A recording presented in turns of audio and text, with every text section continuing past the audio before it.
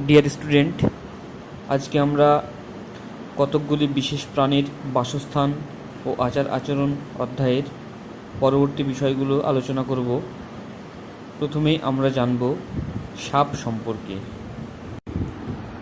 আচ্ছা, সাপ সম্পর্কে আমরা কম বেশি অনেকেই জানি।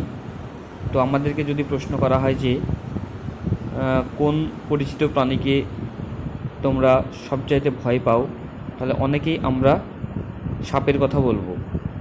এদের হাত বা পা নেই, কিন্তু এরা মাংসাশী, অন্য প্রাণীকে ধরে। ইঁদুর থেকে হরিণ সব প্রাণীকেই এরা গিলে খায়। ইঁদুর ছুঁচোর মতো ফসল খেকো প্রাণীদের খেয়ে এরা পরিবেশের ভারসাম্য বজায় রাখে। ভয় পেয়ে সাপ মেরে ফেললে আমাদের ক্ষতি হয়।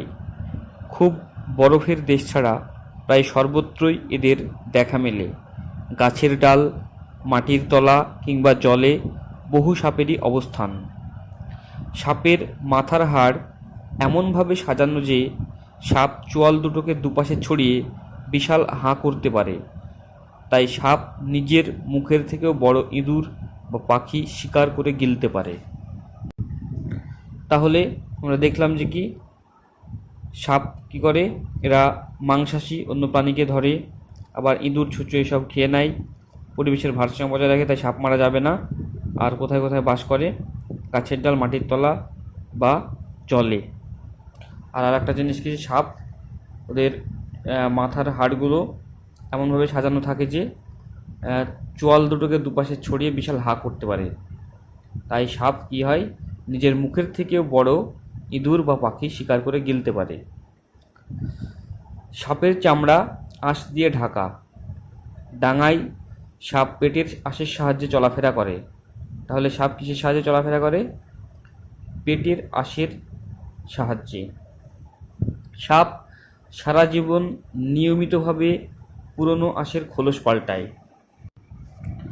তোমরা অনেকে জানো এই বিষয়টা যে কি সাপ তার খোলস মাঝে মধ্যে ছাড়ে, বা খোলস পুরনো হয়ে গেলে তার খোলসকে পাল্টে ফেলে। এছাড়াও সাপদের কান নেই, কিন্তু এদের ঘ্রাণ শক্তি খুব ভালো। এরা চেরা জিভ দিয়ে বাতাসে ভাসা গন্ধের অণু মুখের ভিতর নিয়ে গন্ধ টের পায়। তার মানে এদের ঘ্রাণ শক্তি প্রবল। এরা বুক দিয়ে মাটিতে হওয়া সামান্য কম্পনও টের পায়। কিছু সাপের মুখের উপর তাপ মাপার যন্ত্র আছে। অর্থাৎ এদের ঘ্রাণ শক্তির পাশাপাশি এদের অনুভব করার ক্ষমতাও প্রবল। কি যে বুক দিয়ে মাটিতে হওয়া সামান্য কম্পন এরা বুঝে যেতে পারে। আবার কি হয় যে কিছু সাপের মুখে তাপ মাপার যন্ত্র দেখা যায়। বেশিরভাগ সাপই ডিম পাড়ে, তবে চন্দ্রবোড়া, মেটুলির মতো কোনো কোনো সাপ সরাসরি বাচ্চা প্রসব করে। বেশিরভাগ সাপই মানুষের জন্য বিষাক্ত নয়। মানুষের জন্য ভয়ঙ্কর বিষাক্ত খুব কম প্রজাতির সাপই, যেমন কালাচ বা ডোমনাচিতি, চন্দ্রবোড়া, কেউটে, গোখরো, শঙ্খচূড়, শাখামুটি।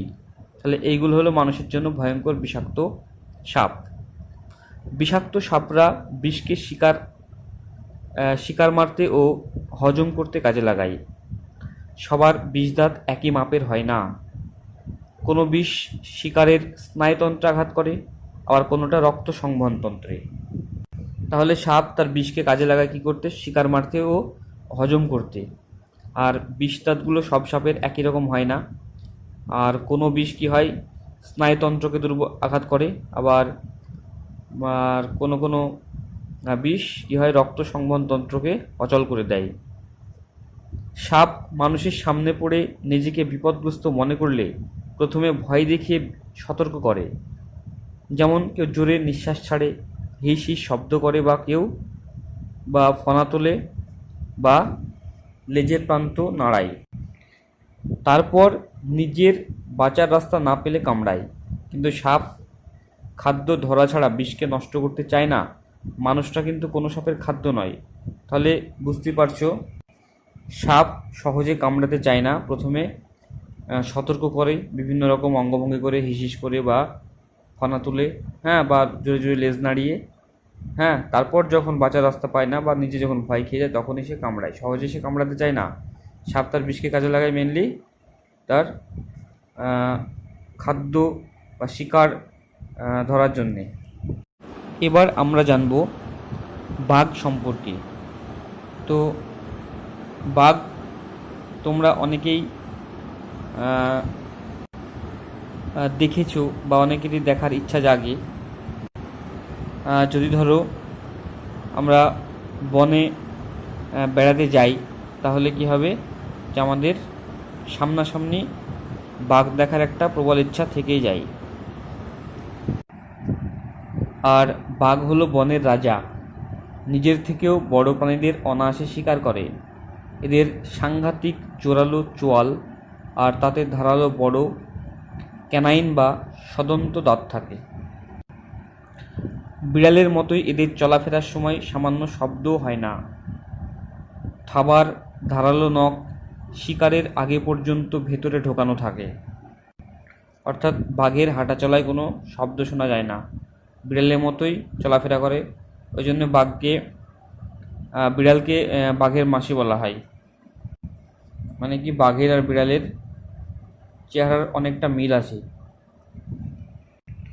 আর বাঘের পায়ে যে ধারালো নখ থাকে থাবাতে, সে নখটা কি শিকারের আগে ভেতরে ঢোকানো থাকে। বাঘের সামনের পা খুব নমনীয়, ফলে ভিতরের দিকে পা ভাঁজ করতে পারে। এদের দর্শন ও শ্রবণ শক্তি খুব প্রখর। যে কোনো জন্তু বা মানুষের সামান্যতম চলাফেরাতেও এরা সজাগ হয়ে পড়ে। দিনের বেলায় মানুষ আর বাঘের দৃষ্টিশক্তি প্রায় সমান, কিন্তু রাতের বেলা বাঘের চোখে রেটিনায় ট্যাপেটাম লুসিডাম বলে একটা বস্তু থাকে, তাই বাঘরা অল্প আলোতেও মানুষের থেকে 6 গুণ ভালো দেখতে পায়। তাহলে বাঘের কি হয় যে দর্শন ও শ্রবণ শক্তি খুব প্রখর হয়, আর কোনো জন্তু বা মানুষের সামান্য চলাফেরাতে এরা সজাগ হতে পারে। আর দিনের বেলায় মানুষ আর বাঘের দৃষ্টিশক্তি একই রকম প্রায়, আর রাতের বেলা বাঘের দৃষ্টিশক্তি মানুষের থেকে 6 গুণ। কারণ কি, বাঘের চোখে রেটিনায় ট্যাপেটাম লুসিডাম বলে একটা বস্তু থাকে, তাই অল্প আলোতেও বাঘ দেখতে পায়। বাঘেরা বাতাসে গন্ধ শুকে শিকারের পিছনে ধাওয়া করে না, কিন্তু এক একটা বাঘ নিজের এলাকা চিহ্নিত করতে মূত্রনালী থেকে এক ধরনের তরল মাটিতে ও গাছে ছিটিয়ে দেয়। এই ঘটনাটা কে আবিষ্কার করেছিল? গবেষণা করেছে রতনলাল ব্রহ্মচারী, একজন ভারতীয় বিজ্ঞানী। আবার গাছের কাণ্ডে আঁচড় কেটেও নিজের অঞ্চলের সীমানা ঠিক করে। এছাড়াও গন্ধ শুকে বাঘ বাঘিনী পরস্পরকে খুঁজে নেয়। গৃহপালিত বিড়াল তার মলকে মাটিতে চাপা দেয়, বাঘ কিন্তু কোনো সুনির্দিষ্ট স্থানে তার মলত্যাগ করে নিজের অস্তিত্ব জানান দেয়। অর্থাৎ বিড়ালের চরিত্রের সাথে একটা বিপরীত চরিত্র। কি হচ্ছে, বিড়াল মলত্যাগ করে সেটা মাটি দিয়ে চাপা দিয়ে দেয়, কিন্তু বাঘ কী করে, তার একটা সুনির্দিষ্ট স্থানে মলত্যাগ করে নিজের অস্তিত্ব সেখানে আছে সেটা সে জানিয়ে দেয়। প্রাপ্তবয়স্ক বাঘ সাধারণত একা থাকে, একটা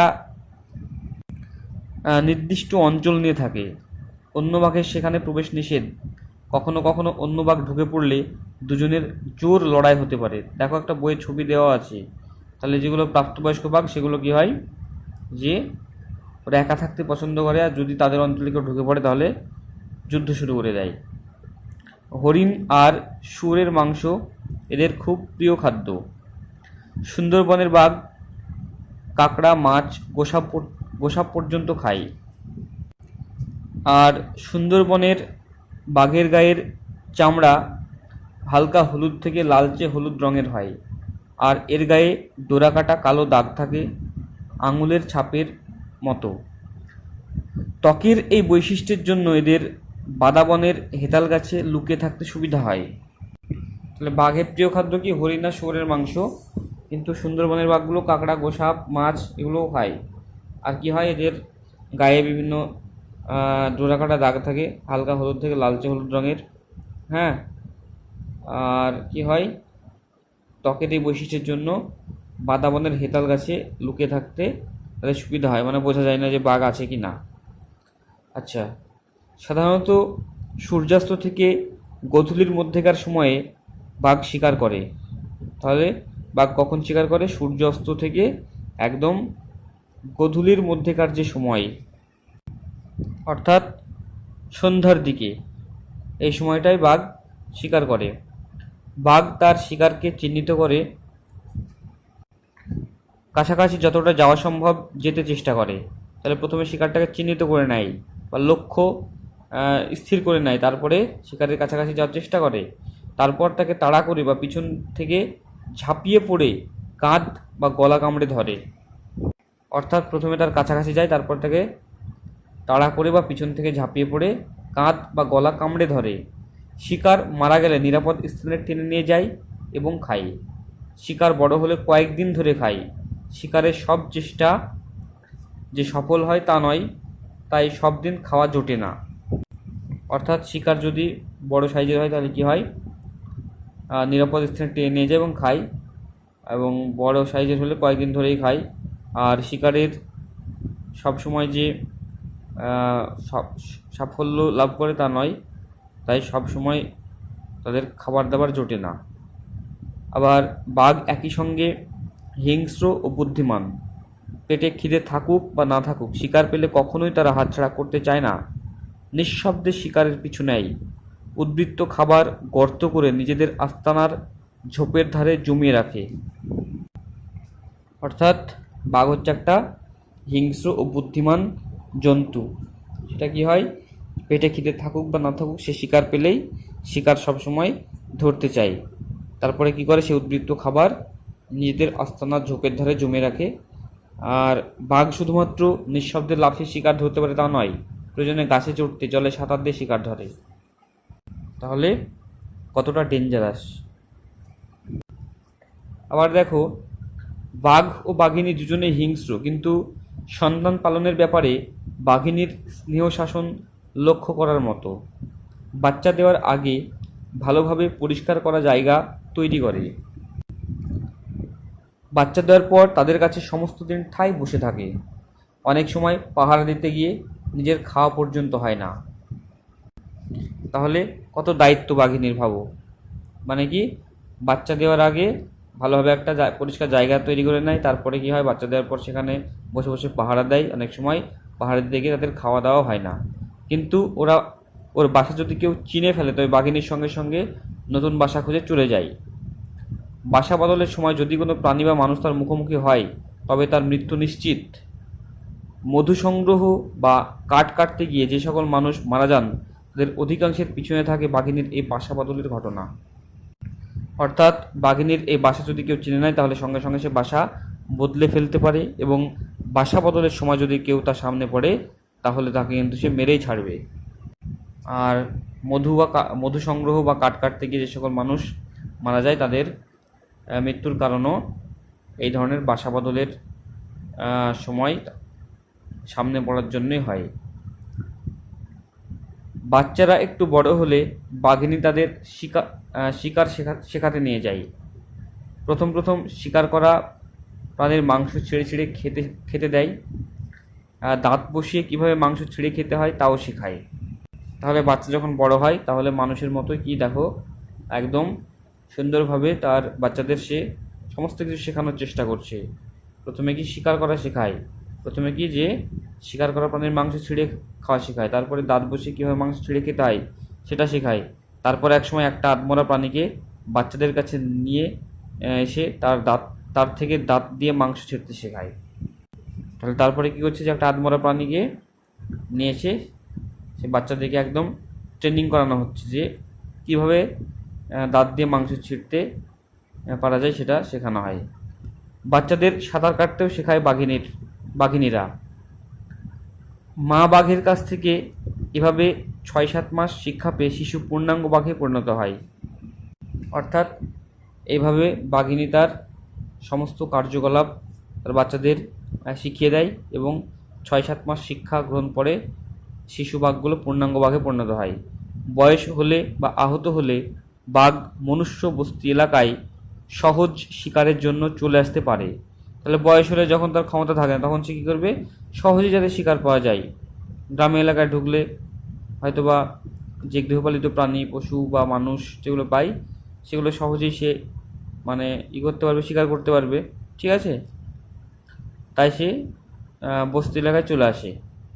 সুন্দরবন অঞ্চলের অনেক জঙ্গল ঘেঁষা গ্রামে এটা একটা বড় সমস্যা।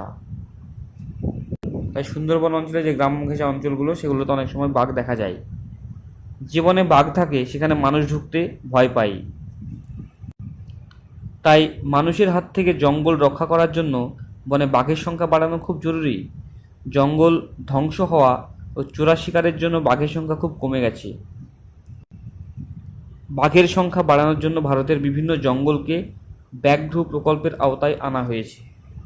অর্থাৎ কি হচ্ছে, যে চোরা শিকারি ও জঙ্গল ধ্বংস করার জন্য বাঘের সংখ্যা কমে গেছে, আর তাই কি করা হয়, এখন বাঘের সংখ্যা বাড়ানোর জন্য ভারতের বিভিন্ন জঙ্গলকে ব্যাঘ্র প্রকল্পের আওতায় আনা হয়েছে। এবার আমরা জানব তিমি সম্পর্কে। তো তিমি হচ্ছে একটা কি সামুদ্রিক প্রাণী, আমরা জানি। অনেকে এটাকে মাছ বলে, কিন্তু আসলে তিমি একটা স্তন্যপায়ী প্রাণী।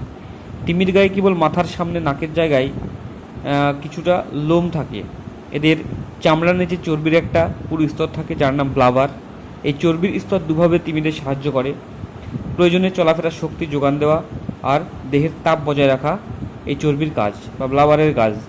তিমিদের পূর্বপুরুষদেরও অন্যান্য স্তন্যপায়ী প্রাণীদের মতোই দুটো হাত আর পা ছিল। জলের জীবনে মানিয়ে নেওয়ার জন্য ওদের হাত দুটো পরিণত হয়েছে সাঁতার কাটার অঙ্গ ফ্লিপারে। তাহলে তিমিদেরও পূর্বপুরুষদের কী ছিল, স্তন্যপায়ী প্রাণীদের মতোই হাত আর পা ছিল।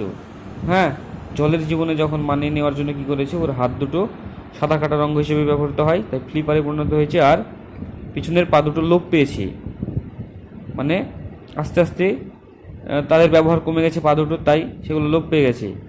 জলে বাস করলেও তিমির কিন্তু মাছের মতো ফুলকা থাকে না, থাকে ফুসফুস। কেবল জলের উপরে ভেসে উঠলে তবেই তিমি শ্বাস নেয়। তাহলে তিমির মাছের মতো ফুলকা শ্বাসঙ্গ নয়, এর শ্বাসঙ্গ কি ফুসফুস, এবং যখন জলের উপর ভেসে ওঠে তখনই তিমি শ্বাস নেয়। তিমিদের একই সঙ্গে অনেকটা বাতাস নিতে আর ছাড়তে হয়। জলে ডুব দিয়ে ভেসে উঠে তিমি খুব জোরে নিঃশ্বাস ছাড়ে। তার মাথার উপরে থাকা ব্লোহোল বা নাকের ফুটো দিয়ে এত জোরে তারা এই বাতাস ছাড়ে যে ওই নিঃশ্বাস বায়ু প্রায় 10, 20 বা 40 ফুট সোজা উপরে উঠে যায়। এই নিঃশ্বাস বায়ু সাধারণত আশপাশের বাতাসের চেয়ে গরম হয়, তাই বাতাসে থাকা জলকণাগুলো বাষ্পে পরিণত হয়। আর তিমি জলে ভেসে উঠলেই অনেক দূর থেকে এই ভেসে ওঠা অংশটাকে সাদা স্তম্ভের মতো দেখা যায়, ঠিক যেন একটা ফোয়ারা। অর্থাৎ নিচে একটা সাদা স্তম্ভ আর উপরে 10, 20, 30 ফুট যে জলের ধারা। তাহলে কী হচ্ছে, একটা দূর থেকে একটা ফোয়ারা মনে হচ্ছে। আমরা তো ঘুমিয়ে ঘুমিয়েও শ্বাস প্রশ্বাস চালাই, কিন্তু জলের মধ্যে তিমি সে সুবিধা নেই, তাই তিমিরা কখনোই পুরোপুরি ঘুমোয় না। তিমিরা যখন বিশ্রাম নেয় তখন তাদের মস্তিষ্কের একটা অংশ জেগে থাকে, অন্য অংশটা ঘুমায়। আবার তিমি অনেক প্রজাতির হয়। নীল তিমি কেবল পৃথিবীর সবচেয়ে বড় তিমিই নয়, পৃথিবীর সবচেয়ে বড় প্রাণী। একটা উদাহরণ দিলে তোমরা ব্যাপারটা বুঝতে পারবে। একটা নীল তিমির ওজন 30টা হাতির ওজন বা 2000 মানুষের ওজনের প্রায় সমান। তাহলে কত বড় একটা নীল তিমি হয়! 30টা হাতি বা 2000 মানুষ এর যা ওজন, তার সমান ওজন হবে একটা নীল তিমির। জন্মের সময় এরা লম্বায় 7 মিটার হয় আর ওজনে 2500 কেজি। তাই লম্বায় কত হয়, জন্মের সময় 7 মিটার আর ওজনে 2500 কেজি। বয়স বাড়ার সঙ্গে সঙ্গে একটা পূর্ণবয়স্ক নীলতিমি প্রায় 30 মিটার লম্বা আর ওজনে প্রায় 1.5 লক্ষ কেজি হয়। তাহলে ভাবো একটা নীলতিমি কতটা বড়, মানে কতটা মানে কি বলবো, বৃহৎ একটা প্রাণী। তাহলে 30 মিটার লম্বা আর ওজনে কত হয়, প্রায় 1.5 লক্ষ কেজি ওজন। দিনে এরা প্রায় 3 থেকে 4 হাজার কেজি ছোট চিংড়ি জাতীয় প্রাণী krill খায়। তাহলে একদিনে নীলতিমি 3 থেকে 4 হাজার কেজি ছোট চিংড়ি জাতীয় প্রাণী krill খায়। তিমিরা শব্দের মাধ্যমে নিজেদের মধ্যে যোগাযোগ রাখে। যেমন হামপ্যাক তিমি সুরেলা গানের সাহায্যে নিজেদের মধ্যে যোগাযোগ রাখে। বিভিন্ন প্রজাতির তিমি আছে, হ্যাঁ, যেমন নীল তিমি, হামপ্যাক তিমি, হ্যাঁ, তারপরে স্পাম তিমি। তো হামব্যাক তিমিগুলো কীভাবে যোগাযোগ রাখে? সুরেলা গানের সাহায্যে। আর নীল তিমির আওয়াজ একটা জেট ইঞ্জিনের আওয়াজের চেয়েও জোরালো। তাহলে এইভাবে প্রত্যেক প্রজাতির তিমিরা তাদের মধ্যে যোগাযোগ বজায় রাখে। ঠিক আছে।